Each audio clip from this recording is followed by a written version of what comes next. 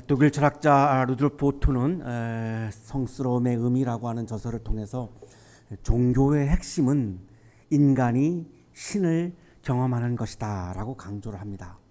종교의 핵심은, 신앙의 핵심은 우리 인간이 신을 만나는 경험을 하는 것이다. 신을 경험하는 것을 거룩한 두려움을 의미하는 누미노제라고 자기가 만든 용어로 그렇게 부르면서 신을 만나는 경험은 압도적인 신비 그리고 매혹적인 신비라고 그렇게 요약을 합니다.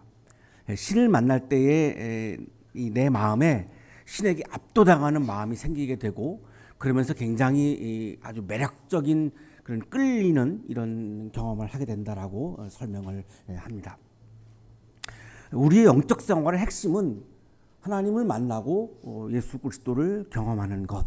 이것이 우리들의 신앙생활, 영적 생활의 핵심입니다. 오늘 우리가 이 예배의 자리에 나온 것도 하나님을 만나고 예수 그리스도를 경험하기 위해서 나온 것입니다. 이 외에는 다른 이유는 하나도 없습니다. 그렇기 때문에 하나님을 만나고 예수 그리스도를 경험하지 못한다면 우리의 예배는 굉장히 위축될 수밖에 없고 우리들의 영적 생활은 굉장히 이렇게 다운될 수밖에 없습니다. 우리의 신앙도 우리의 영성도 퇴보할 수밖에 없습니다. 우리들에게 너무나 이 중요한 것에 대해서 우리가 굉장히 내 마음을 기울이고 정성을 기울여서 내가 어떻게 하나님을 만날 것인가, 내가 어떻게 예수님을 경험할 것인가에 대한 굉장한 노력과 고민을 많이 해야 하는 것이 우리 그리스도인의 또한 삶의 상황이기도 합니다. 여기 있는 우리들 중에 나는 하나님을 만나는 경험을 했다라고 생각하는 분들도 있을 것입니다. 또한 나는 아직 하나님을 만나는 경험을 하지 못했다라고 생각하는 분들도 있을 것입니다. 이렇게 두 부류로 나눠질 것 같습니다. 특히 방언이나 입신 같은 이런 특별한 그런 신앙 체험이 없는 분들은 나는 아직 하나님을 만나지 못한 거 아니야? 라고 생각하는 분들도 분명히 있을 것입니다. 오늘 우리들의 질문은 하나님을 만나는 경험을 어떻게 하는가입니다. 하나님을 만나고 예수님을 경험하는 게 우리들의 영적 생활의 핵심이고 신앙생활의 핵심인데 그렇다면 어떻게 하나님을 만나는 경험을 하는 것인가? 이미 경험을 했는데도 불구하고 하지 못한 것으로 생각하는 분들도 있을 수 있고 아마 제가 보기에는 여기 있는 분들은 다 경험을 하셨을 것 같은데 그냥 혼자 자기 스스로 위축되어서 나는 경험을 하지 않은 것 같은데 라고 생각하는 분들이 있을 것 같습니다. 어떻게 과연 우리는 하나님을 만나는 경험을 하는 것인가 라고 하는 이 질문에 대해서 신학자 칼 마르트는 하나님의 말씀을 통해서 경험한다, 하나님을 만난다 라고 대답을 합니다.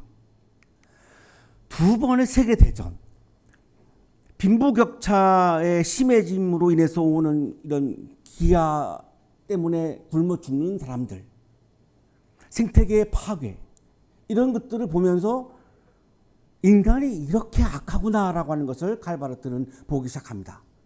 인간이 이렇게 인간성이 악한 것이구나. 이렇게 악한 인간이 질적으로 너무나 다른, 우리는 악하고 하나님은 최고로 거룩한 분인데 질적으로 이렇게 다른 분을, 다른 차원에 계시는 하나님을 어떻게 만날 수 있는가? 세계대전을 두 번이나 거치면서 많은 사람들이 이렇게 질문을 했습니다. 그 질문에 대해서 바르트도 역시 똑같이 악한 인간성을 동시에 보았고 그 질문에 대해서 답을 하는 겁니다. 아무리 우리가 악하지만 악하기 때문에 거룩한 하나님의 말씀을 통해서만이 우리는 하나님을 만나는 것이 가능하다라고 답변을 하는 거죠. 그러면서 이 하나님의 말씀은 세 가지 형태가 있다고 설명합니다. 하나는 기록된 말씀, 선포된 말씀, 계시된 말씀입니다. 선포된 말씀은 설교고 기록된 말씀은 성서고 계시된 말씀은 우리가 볼 수 있는, 눈으로 볼 수 있는 신체가 있는 예수 그리스도가 하나님이 계시된 말씀이다라고 설명을 합니다. 하나님께서는 신체가 없으십니다. 그래서 우리가 눈으로 봄으로 하나님을 만날 수가 없습니다. 하나님을 우리가 봄으로 경험할 수가 없습니다. 우리는 하나님의 말씀을 통해서 하나님의 말씀을 내 마음에 채우고 하나님의 말씀을 따라서 내가 살아갈 때에 하나님을 만날 수 있고 하나님을 경험하게 되고 하나님의 존재 안에 내가 머물게 된다라고 하는 것이 바르트의 대답입니다. 그렇다면 하나님을 경험할 수 있는 통로는 하나밖에 없습니다. 말씀입니다. 물론 저는 이제 찬송가를 공부하는 사람으로서 찬송이 하나 또 하나이다라고 이제 주장을 하지만 어쨌든 하나님을 만나는 통로는 말씀입니다. 오늘의 성서일과 본문은 소년 사무엘, 나중에 이제 커서 예언자가 되어서 이스라엘의 최초의 왕인 사울 왕을 임명하는 이런 예언자이죠. 이 사무엘이 소년 시절에 말씀으로 나타나시는 하나님을 만나는 장면의 말씀이 오늘 성서일과 본문의 말씀입니다.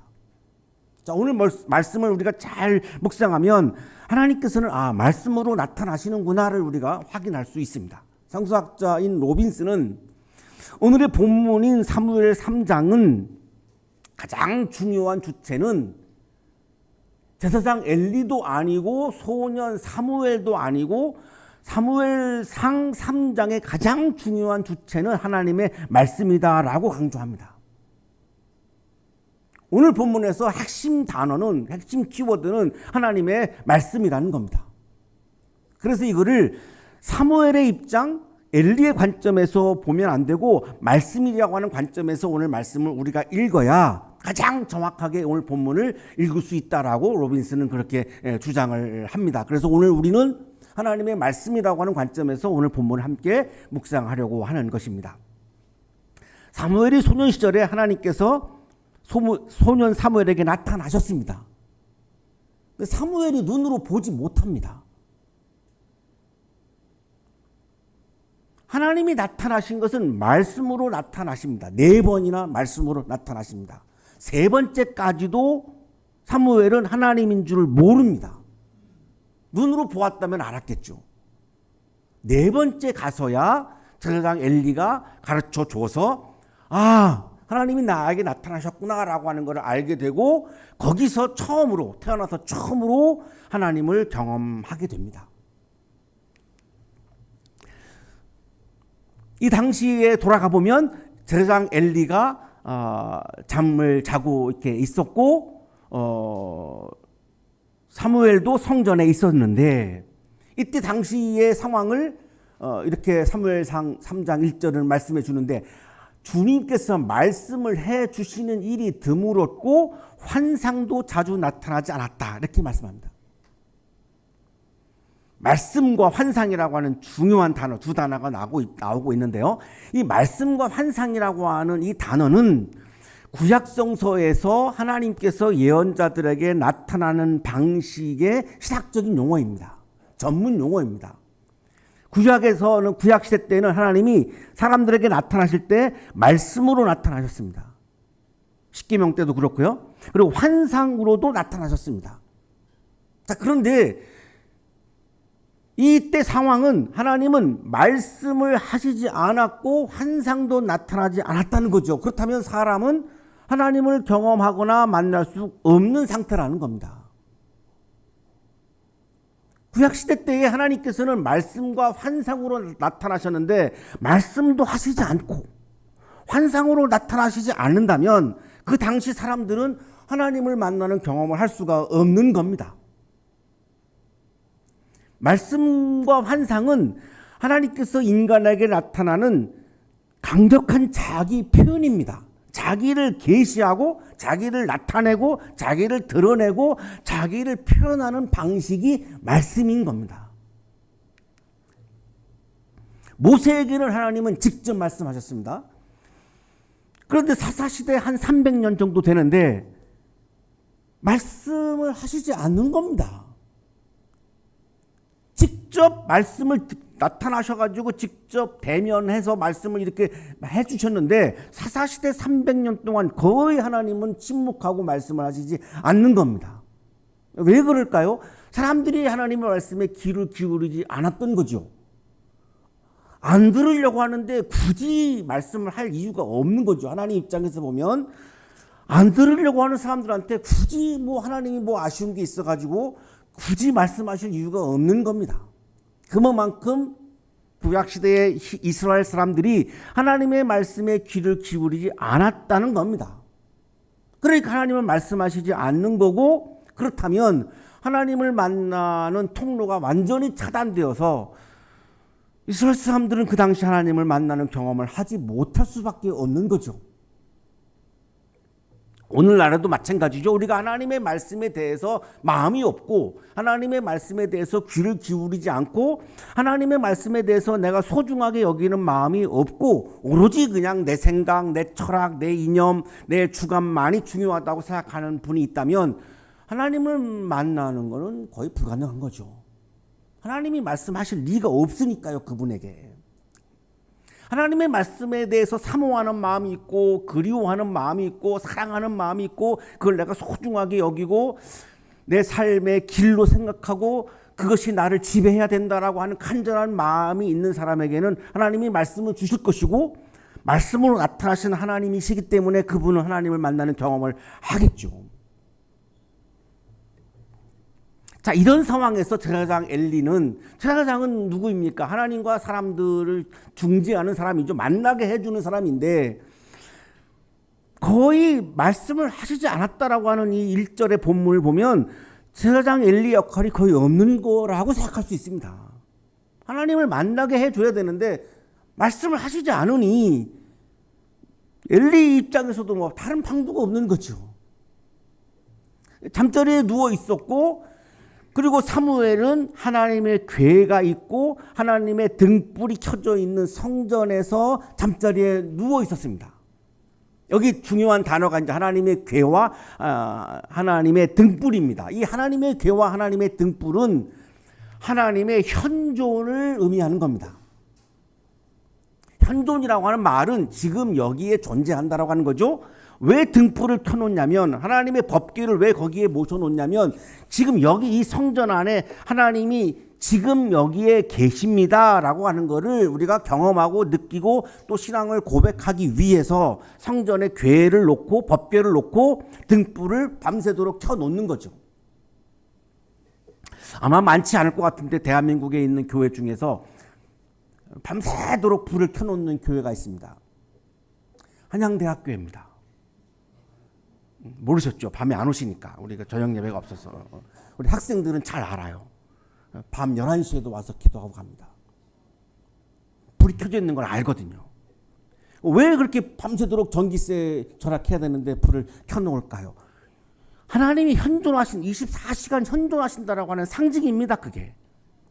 극단적인 선택을 앞둔 한 학생이 여기 와서 기도하면서 마음을 돌이킬 수도 있습니다. 10년에 한 명이 있다고 해도 그거는 아깝지가 않습니다. 그 전기세는.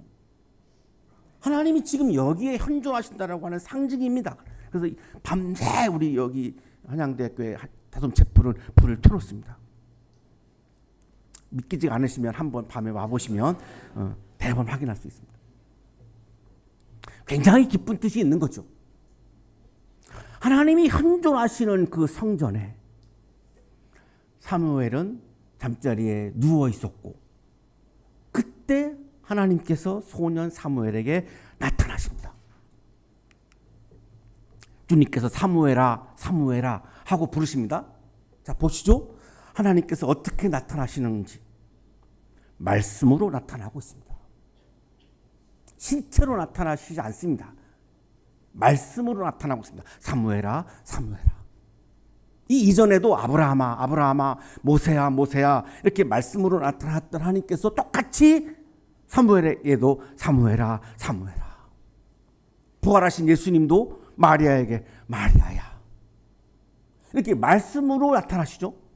사무엘이 대답합니다. 제가 여기 있습니다.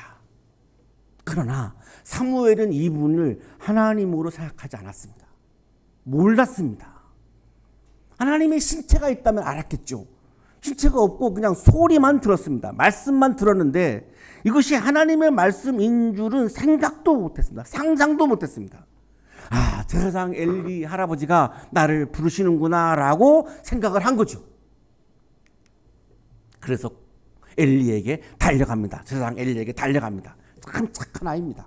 잠자리에 누웠다가 어르신이 부르니까 그냥 얼른 달려가는 거죠. 너무 그 모습을 상상해 보면 너무 참 이게 귀엽습니다. 부르셨습니까? 제가 여기 왔습니다. 나는 너를 부르지 않았다. 돌아가서 누워라. 분명히 내가 제사장 엘리의 소리를 들었는데 아니라는 겁니다. 이게 뭐지? 어떻게 된 거지? 아마도 사무엘의 마음속에는 우리 제사장 할아버지가 이제 나이가 많이 드셨구나. 아마 생각했을 것 같아요. 하나님은 상상도 못하고 있는 거니까요. 그리고 지금 거기는 좀 둘밖에 없습니다. 이게 앞으로도 다 이제 눈도 안 보이는 우리 할아버지 제사장이 이제 이게 좀 간당간당 하시는구나. 깜빡깜빡 하시는구나. 라고 아마 생각하지 않았을까. 물론 성서에 기록은 없으니까 확인은 안 됩니다.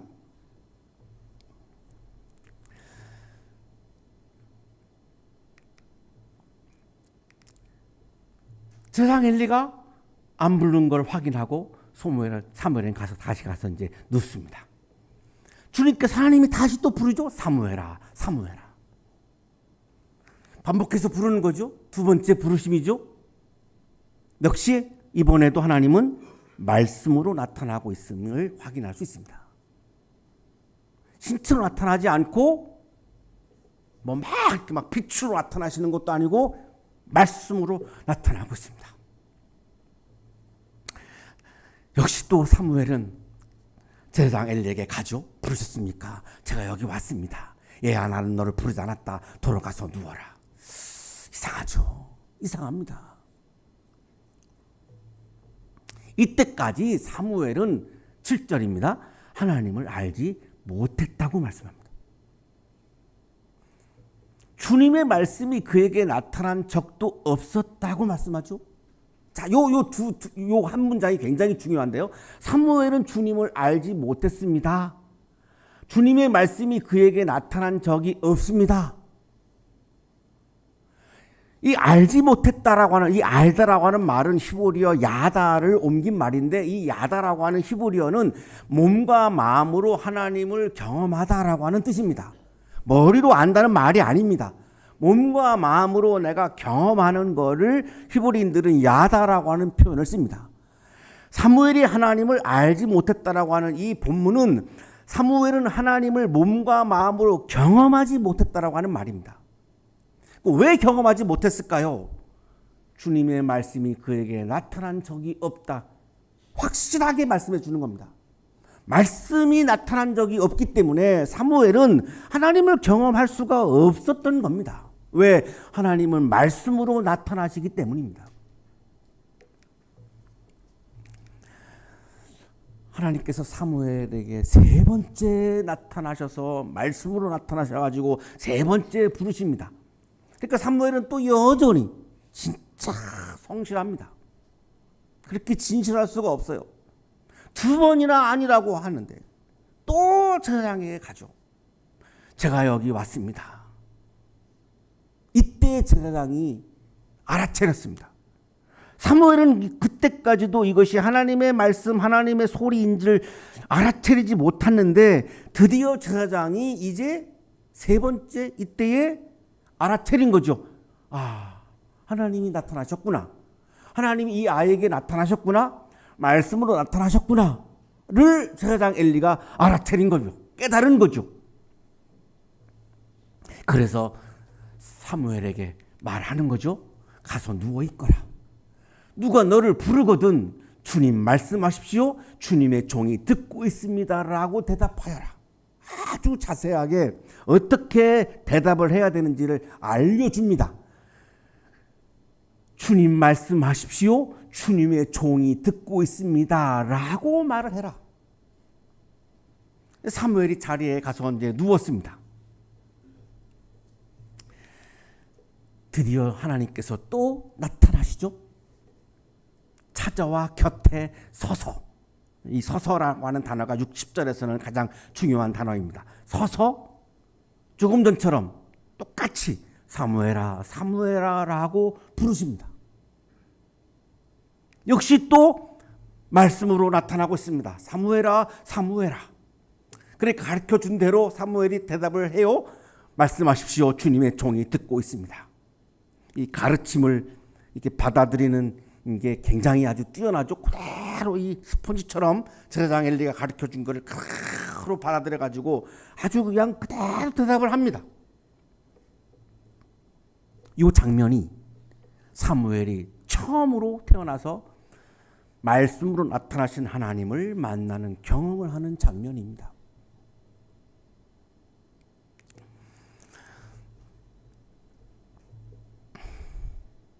하나님께서 나타나시는 것은 신현현이라고 부르는데 영어로 에피판이라고 부릅니다. 우리가 지난 시간에 묵상했던 예수님께서 하나님의 아들로 왕으로 오셨다라고 하는 이 말씀 세례 장면을 묵상을 했는데 예수님께서 세례 받으실 때에 거기에서 내 사랑하는 아들이다, 이 사람이 왕이다 라고 하는 장면을 우리가 읽었는데 역시 하나님의 아들로 나타나신 이 사건을 에피판이라고 부릅니다.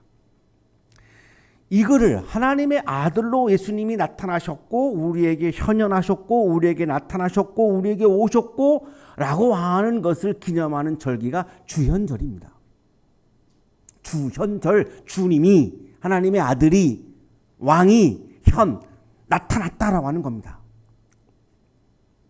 이 주현절이 부활절, 성탄절과 함께 기독교의 3대 절기입니다. 우리 개신교회는 1월 6일로 주현절을 지키고 있고 러시아 정교회는 1월 19일 날 주현절로 지킵니다. 러시아 사람들은 지금이 이제 주현절기가 이제 다가오고 있는데 주현절이 되면 얼음물 속에 들어가서 축제를 합니다. 이게 주현절기를 지키는 그들의 방식입니다. 지금 막 영하 한 20도 됩니다. 영하 20도 나이에 얼음물 속에 들어가서 주현절 축제를 그렇게 지킵니다.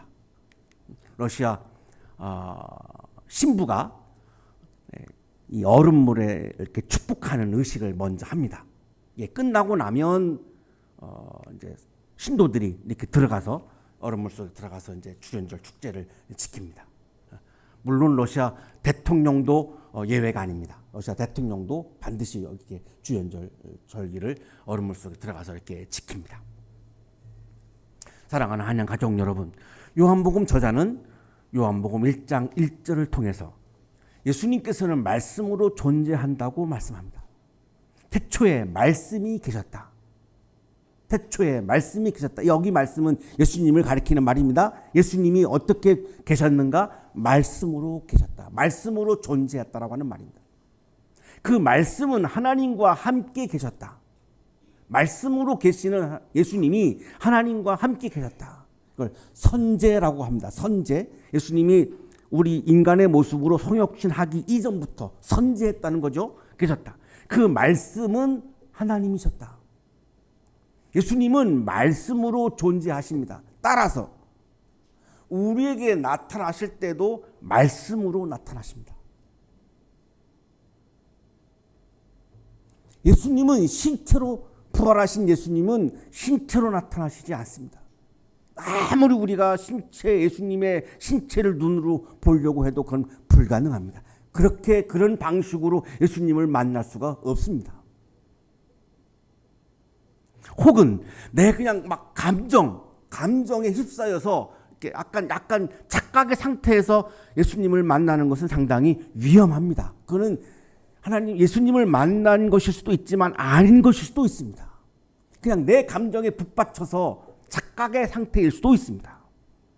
가장 정확하게 우리가 예수님을 만나는 방식은 말씀으로 존재하시고 말씀으로 나타나시는 그 예수님의 말씀으로 나타나시기 때문에 말씀을 통해서 만나는 방식이 예수님을 만나는 가장 정확한 방식입니다. 이거는 우리 모두가 가능한 거죠. 방언이나 입시나 이런 신비로운 경험을 하지 못하는 분들도 하나님을 만나는 경험을 할 수가 있습니다. 예수님을 만나는 경험을 할 수가 있습니다. 아니, 이미 여러분들은 다 경험을 하신 분들입니다. 말씀을 사모하는 마음이 있기 때문에 지금 이 자리에 이렇게 나오셨죠. 눈이 오나 비가 오나 영상이거나 영하이거나 천둥이 치거나 번개가 치거나 코로나만 아니면 우리는 예배당에 나옵니다. 미국 교회는 눈이 잘 안 오는 나라인 것 같아요. 그래서 이렇게 제설하는 이런 시스템이 없는 것 같습니다. 눈이 거의 오지 않기 때문에 1년에 한 번 오는데 그것 때문에 그런 많은 인력을 들이거나 장비를 들이기는 건 어려운가 봐요. 눈이 오면 예배당에 오지 않습니다. 교인들이. 정말 신기합니다. 진짜입니다. 눈이 오면 예배당에 모이지 않아요. 그래서 목사가 영상을 녹화해가지고 메일로 교인들한테 보내줍니다. 모이지 않기 때문에. 그러나 우리 한국의 그리스도인들은 참 대단하죠. 눈이 오나 비가 오나 영상이거나 영화이거나 길이 얼거나 녹거나 예배당에 나옵니다. 지금 안 나오시는 분들은 약간 찔리시겠지만 찔리라고 말씀드리는 겁니다. 우리가 말씀을 받아들이고 말씀을 마음에 채우고 말씀을 따라서 살아갈 때에 우리에게 말씀으로 나타나시는 예수님을 만나고 예수님과 교제하고 예수님과 동행하면서 주연절교와 새해를 살아갈 수 있습니다. 우리 모두 예배 자리에 나오셔서 말씀으로 나타나시는 하나님을 예수님을 만나는 기쁨이 가득한 주연절기 여러분의 삶이 되시기를 간절히 축원합니다.